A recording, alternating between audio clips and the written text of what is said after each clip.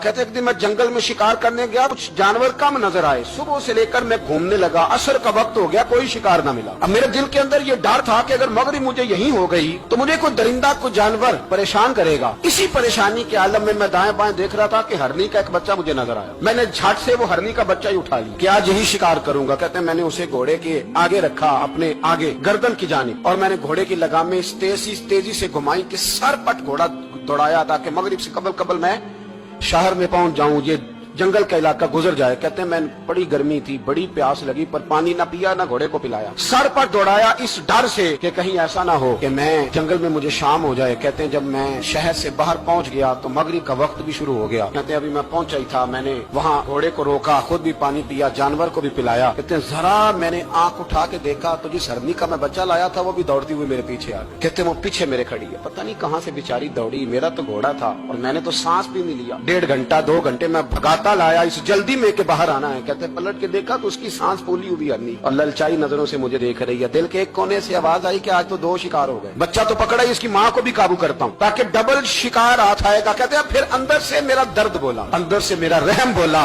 एक माँ अपना बच्चा लेने आई। और इस तरह तो उसे तकलीफ नहीं दी जा सकती कि उसे ब्लैक मेल करके माँ को भी रख लिया जाए। कहते हैं जब मैंने उस हरनी की तरफ देखा तो उसकी नजरों में सवाल था, उसकी नजरों के अंदर सवाल था, कुछ मांग रही थी।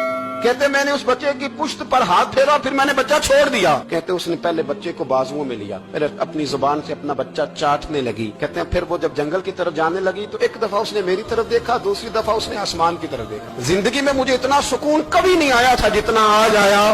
कहते मैं घर गया, इशा की नमाज पढ़ी, बावजूद मैं बिस्तर पे लेट गया। लोगों मेरे नसीब देखो, मुझे मदीने वाले महबूब का दीदार नसीब हुआ। रसूल करीम अलैहिस्सलाम मेरी ख्वाब में आए, मैं रोने लगा। घर महक उठा, फूल खिलने लगे, खुशबुएं बिखरने लगी। कहते हैं महबूब करीम तशरीफ लाए और क्या खूबसूरत जुमला है। महबूब फरमाने लगे ओ सुबकुतगीन, अगर तुझे बादशाह बना दिया जाए तो इंसानों के साथ भी इसी तरह रहम करेगा ना जिस तरह आज हरनी के साथ किया है। अगर तुझे बादशाह बनाया जाए तो रवैया यही रखेगा या बदल जाएगा। कहता मैं रो पड़ा, मैंने कहा यार सुल्तान मैं तो गुलाम बनने के भी काबिल नहीं, तो बादशाह कैसे बनूंगा। फरमाया तेरी आज की अदा बड़ी पसंद आई है, अर्श के मालिक ने तुझे बादशाह बनाने का फैसला कर